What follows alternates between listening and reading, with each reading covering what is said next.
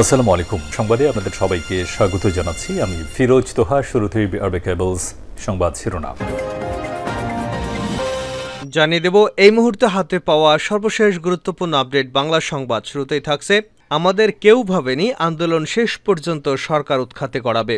সাবেক প্রধানমন্ত্রী শেখ হাসিনার ছেলে ও সাবেক তথ্য প্রযুক্তি বিষয়ক উপদেষ্টা সজীব ওয়াজেদ জয় বলেছেন, কোটা আন্দোলন যে সরকার উৎখাতের দিকে গড়াবে সেটা তারা কেউ ধারণা করতে পারেনি। শেখ হাসিনার পদত্যাগের বিষয়ে দু একদিন আগে থেকে চিন্তাভাবনা করলেও দেশ ছাড়ার ব্যাপারে কোনো প্রস্তুতিই ছিল না বলে দাবি করেছেন তিনি। বিক্ষুব্ধ লোকজন গণভবনের দিকে মিছিল করে পৌঁছতে যতটা সময় লাগবে দেশত্যাগের জন্য শেখ হাসিনার হাতে ঠিক ততটাই সময় ছিল বলে দাবি করেছেন তিনি। তবে দেশত্যাগের জন্য নির্দিষ্ট করে কোনো সময় বেঁধে দেওয়া হয়নি বলে জানিয়েছেন তিনি। প্রিয় দর্শক, আপনারা জানেন, গণ আন্দোলনে তোপের মুখে টিকতে না পেরে ক্ষমতা হস্তান্তর করে দেশ ছেড়ে পালিয়ে যেতে বাধ্য হন শেখ হাসিনা। আর তার এই পালিয়ে যাওয়ার বিষয়ে সজীব ওয়াজেদ জয়ের সঙ্গে গুরুত্বপূর্ণ কিছু আলোচনা হয়েছে।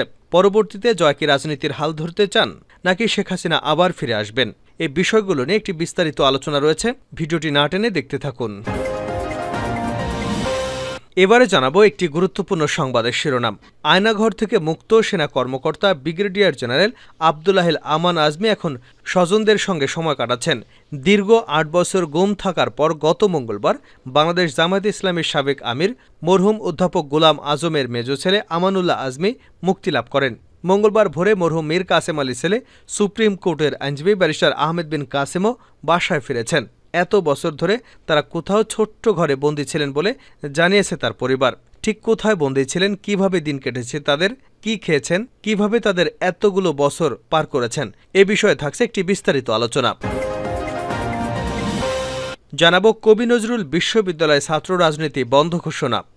জাতীয় কবি কাজী নজরুল ইসলাম বিশ্ববিদ্যালয় ছাত্র রাজনীতি বন্ধের নীতিগত সিদ্ধান্ত নিয়েছে বিশ্ববিদ্যালয় প্রশাসন। সম্প্রতি বৈষম্যবিরোধী ছাত্র আন্দোলনের শিক্ষার্থীদের দাবির পরিপ্রেক্ষিতে এমন সিদ্ধান্ত নেওয়া হয়। এদিকে ৩ দিন পর ইউনিফর্মে ফিরছে পুলিশ সদস্যরা। ছাত্র জনতার অভ্যুত্থানে ঘিরে ৫ই অগাস্ট দুপুরে প্রধানমন্ত্রীর পদ থেকে শেখ হাসিনা পদত্যাগের পর ঢাকার থানাগুলো পুলিশশূন্য হয়ে পড়ে। এরপর শুধু থানা নয়, পুলিশের সব ইউনিটই ফাঁকা হয়ে যায়। ছাত্র জনতার আন্দোলন দমনে পুলিশের ভূমিকা নিয়ে ক্ষোভ তৈরি হয় জনমানুষের মধ্যে। টানা ৩ দিন পর আজ থেকে নিজ নিজ ইউনিটে দায়িত্বে ফিরছে পুলিশ সদস্যরা। পুলিশ সদর দপ্তর থেকে নির্দেশনা দেওয়া হয়েছে, বৃহস্পতিবার সন্ধ্যার মধ্যে সব ইউনিটের সদস্যদের যোগদান করতে হবে। এবং সর্বশেষ জানাবো আন্তর্জাতিক সংবাদ। তিউনিসিয়ার প্রধানমন্ত্রী বরখাস্ত। তিউনিসিয়ার প্রেসিডেন্ট কাইস সাইদ বুধবার প্রধানমন্ত্রী আহমেদ হাসনিকে বরখাস্ত করেছেন। প্রেসিডেন্টের কার্যালয় এক বিবৃতিতে এ তথ্য জানিয়েছে খবর সিনহুয়ার। তবে বরখাস্তের কোনো কারণ বা ব্যাখ্যা বিবৃতিতে উল্লেখ করা হয়নি। হাসানিকে গত বছরের অগাস্টে তিউনিসিয়ার প্রধানমন্ত্রী মনোনীত করা হয়। এর ১ বছরের মাথায় তিনি পদ হারালেন। এতক্ষণ শিরোনাম শুনছিলেন, এবার বিস্তারিত। প্রিয় দর্শক, আপনি যদি এই চ্যানেলে নতুন হয়ে থাকেন, ভিডিওটি দেখতে দেখতে চ্যানেলটি সাবস্ক্রাইব করে আমাদের সঙ্গেই থাকুন। আর এই ভিডিও সম্পর্কে আপনি আপনার মূল্যবান মতামতটি কমেন্ট বক্সে জানিয়ে দিন। আর হ্যাঁ প্রিয় দর্শক, জানিয়ে দিন ভিডিওটি কোথা থেকে দেখছেন। আমাদের কেউ ভাবেনি আন্দোলন শেষ পর্যন্ত সরকার উৎখাতে গড়াবে, সজীব ওয়াজেদ জয়। সাবেক প্রধানমন্ত্রী শেখ হাসিনার ছেলে ও সাবেক তথ্য প্রযুক্তি বিষয়ক উপদেষ্টা সজীব ওয়াজেদ জয় বলেছেন, কোটা আন্দোলনে যে সরকার উৎখাতের দিকে গড়াবে সেটি আমরা কেউ ধারণা করতে পারিনি। শেখ হাসিনা পদত্যাগের বিষয়ে দু একদিন আগে থেকে চিন্তাভাবনা করলেও দেশ ছাড়ার ব্যাপারে কোনো প্রস্তুতিই ছিল না বলে তিনি দাবি করেছেন। বিক্ষুব্ধ লোকজন গণভবনের দিকে মিছিল করে পৌঁছতে যতটা সময় লাগবে দেশ ত্যাগের জন্য শেখ হাসিনার হাতে ততটুকু সময় ছিল বলে তিনি জানিয়েছেন। তবে দেশ ত্যাগের জন্য নির্দিষ্ট করে কোনো সময় বেঁধে দেওয়া হয়নি দাবি করেছেন তিনি। বিবিসির দক্ষিণ এশিয়া সম্পাদক ইথিরাজন আনবারসনের দেওয়া এক দীর্ঘ সাক্ষাৎকারে সজীব ওয়াজেদ জয় সেই সময়কার পরিস্থিতি, বাংলাদেশের বর্তমান অবস্থা নিয়ে তার মতামত এবং কোটা আন্দোলন থেকে সরকার পতন পর্যন্ত নানা বিষয়ে কথা বলেছেন। তার কাছে প্রশ্ন করা হয়, বিবিসির প্রশ্ন ছিল, ঠিক কবে পদত্যাগের সিদ্ধান্ত নিয়েছিলেন শেখ হাসিনা, মঙ্গলবার সকালে নাকি রোববার সন্ধ্যায়? জবাবে জয়ের দাবি, সোম কিংবা রোববার না, আরও আগেই পদত্যাগের সিদ্ধান্ত নিয়েছিলেন শেখ হাসিনা। এটা শনিবার হতে পারে। জয় বলেন, না, আমার মা কখনো বাংলাদেশ ছাড়তে চাননি, তাকে আমাদের রাজি করাতে হয়েছে। তিনি পদত্যাগ করার পরিকল্পনা করছিলেন, কিন্তু একটা ভাষণ দিতে চেয়েছিলেন এবং সংবিধান অনুযায়ী ক্ষমতা হস্তান্তর করতে চেয়েছিলেন। কিন্তু বিক্ষুব্ধ লোকজন গণভবনের দিকে মিছিল করার কথা ঘোষণা করল।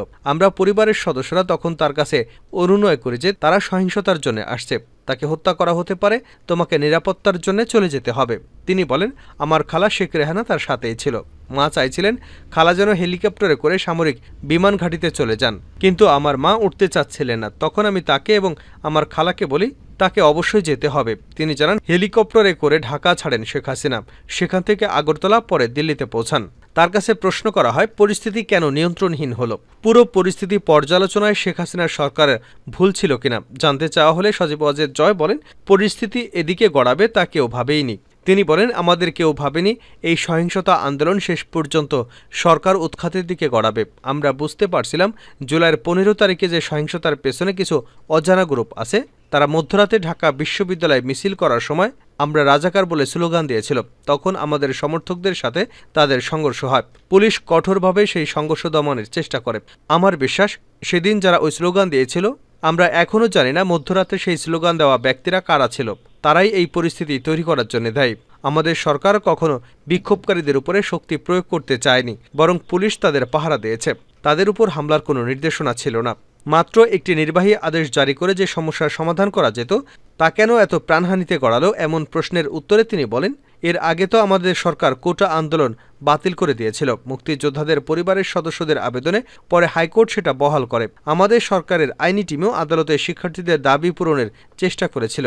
এটা এর মধ্যে আইনি প্রক্রিয়ার মধ্যে ছিল, কিন্তু এর মধ্যেই সহিংসতা শুরু হয়। বল প্রয়োগ ভুল হয়েছে, কিন্তু এটা উভয় পক্ষেই হয়েছে। শিক্ষার্থীরা মারা গেছে, বেসামরিক মানুষ মারা গেছে, পুলিশও মারা গেছে। এখন আওয়ামী লীগের নেতৃত্ব কে দেবে জানতে চাইলে সজীব ওয়াজেদ জয় বলেন, দল টিকে যাবে। 1975-এর পর যখন বেশিরভাগ শিশু নেতা কারাগারে ছিল, তখনও দল টিকে গেছে। এটা হচ্ছে আদর্শের দল, দেশের একমাত্র গণতান্ত্রিক দল যা স্বাধীনতার পূর্বে গণতান্ত্রিকভাবে তৈরি হয়েছে। বাকি দুটি দল সামরিক শাসকের হাতে তৈরি। দল তাদের নেতা বের করে নেবে, কিন্তু এখন তারা আমাদের দল নির্মূল করবার চেষ্টা করছে। নেতাকর্মীদের উপর হামলা হচ্ছে। তারা আমাদের মন্ত্রীদের অনেকেই খুঁজছে, লুকিয়ে আছে, অনেকেই বিদেশে চলে গেছেন। দেশে ফিরে সজীব ওয়াজেদ জয় নেতৃত্ব দেবার ইচ্ছা আছে কিনা জানতে চাওয়া হলে তিনি বলেন, সত্যি কথা বলতে এরকম কোনো ইচ্ছা নেই। এটা আমার পরিবারের জন্য তৃতীয় ধাক্কা। যেমন মানুষ তেমন নেতাই তাদের পাওয়া উচিত। এখন বাংলাদেশে মব রুল চলছে। সামনে যে নির্বাচন হবে, হয়তো আওয়ামী লীগকে অংশ নিতে দেওয়া হবে না, হয়তো বিএনপি জামাত নির্বাচনে বিজয়ী হবে। বাংলাদেশের ভবিষ্যৎ আসলে অন্ধকারাচ্ছন্ন। শেখ হাসিনার সাথে সর্বশেষ কখন কথা হয়েছে জানতে চাওয়া হলে সজীব ওয়াজেদ জয় বলেন, তার সাথে আমি গতকাল কথা বলেছি। তিনি সুস্থ আছেন, তবে অনেক কষ্ট পেয়েছেন। আমাদের দলের এবং সংখ্যালঘু সম্প্রদায়ের অনেক মানুষের প্রাণহানি হওয়ায় ব্যথিত তিনি। বাংলাদেশের মানুষের আচরণে তিনি কষ্ট পেয়েছেন। তিনি বলেন, আমি এবং আমার পরিবার বিদেশে বড় হয়েছে, সেখানেই বাস করি। আমাদের ডিজিটালাইজেশনের জন্য আমি বিনা পয়সায় উপদেষ্টা হিসেবে কাজ করেছি। আমি সফল হয়েছি। বাংলাদেশের গ্রামে গঞ্জে আমি ডিজিটাল কানেক্টিভিটি দিয়েছি। সেই বাংলাদেশের মানুষ আমার মায়ের সাথে এরকম করেছে, আমার নানাকে অসম্মান করেছে, যিনি এদেশের প্রতিষ্ঠাতা। এটা মেনে নেওয়া আমার জন্য অনেক কঠিন। বাংলাদেশের মানুষের সাথে আমি আর কোনো সংস্রব রাখতে চাই না। যখন ঢাকায় শেষবার শেখ হাসিনার সাথে সংক্ষেপে সজীব ওয়াজেদ জয়ের কয়েকবার কথা হয়, তখন অনেক হইচই হচ্ছিল। তখন সংক্ষেপে শেখ হাসিনার সাথে তার শেষ যে কথাটি হয়েছিল তা হলো, মা তোমাকে এখনই দেশ ছাড়তে হবে। তার বোনের সাথে মায়েরও কথা হয় বলে তিনি জানান। তার বোন সাইমা ওয়াজেদ জাতিসংঘের একটি দপ্তরের কর্মকর্তা হিসেবে ভারতে থাকেন। স্বজনদের সাথে সময় কাটাচ্ছেন আবদুল্লাহিল আমান আজমি। আয়নাগড় থেকে মুক্ত সেনা কর্মকর্তা ব্রিগেডিয়ার জেনারেল আবদুল্লাহ আমান আজমি এখন স্বজনদের সাথে সময় কাটাচ্ছেন। দীর্ঘ 8 বছর গুম থাকার পর গত মঙ্গলবার জামায়াতে ইসলামের সাবেক আমির মরহুম অধ্যাপক গোলাম আজমের মেজ ছেলে আমানুল্লাহ আজমি মুক্তি লাভ করেছেন। মঙ্গলবার ভোরে মরহুম মীর কাসেম আলীর ছেলে সুপ্রিম কোর্টের আইনজীবী ব্যারিস্টার আহমেদ বিন কাসেমও বাসায় ফিরেছেন। এত বছর ধরে তারা কোথাও একটি আয়নাঘরে বন্দী ছিলেন বলে তার পরিবার জানিয়েছে। উল্লেখ্য, 2016 সালে 9 আগস্ট আহমেদ বিন কাসেমকে মিরপুর ডিওএইচএসএ থেকে এবং কয়েকদিন পরে 23 আগস্ট আবদুল্লাহিল আমান আজমিকে গুম করা হয় বলে তার পরিবারের অভিযোগ। ব্যারিস্টার আরমানকে উত্তরার একটি জায়গা থেকে চোখ বেঁধে রেখে যাওয়া হয়।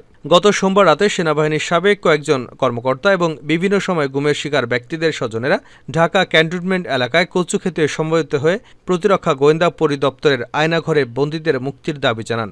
এরপরই তারা মুক্ত হয়ে ঘরে ফিরে আসেন। কবি নজরুল বিশ্ববিদ্যালয় ছাত্র রাজনীতি বন্ধ ঘোষণা। জাতীয় কবি কাজী নজরুল ইসলাম বিশ্ববিদ্যালয় ছাত্র রাজনীতি বন্ধের নীতিগত সিদ্ধান্ত নিয়েছে বিশ্ববিদ্যালয় প্রশাসন। সম্প্রতি বৈষম্য বিরোধী ছাত্র আন্দোলনের শিক্ষার্থীদের দাবির প্রেক্ষিতে এমন সিদ্ধান্ত নেওয়া হয়। বুধবার রাতে উপাচার্যের অনুমোদনক্রমে বিশ্ববিদ্যালয়ের রেজিস্ট্রার শিক্ষাবিদ ড. মোহাম্মদ হুমায়ুন কবির স্বাক্ষরিত এক বিজ্ঞপ্তির মাধ্যমে ক্যাম্পাসে ছাত্র রাজনীতি বন্ধ ঘোষণা করা হয়।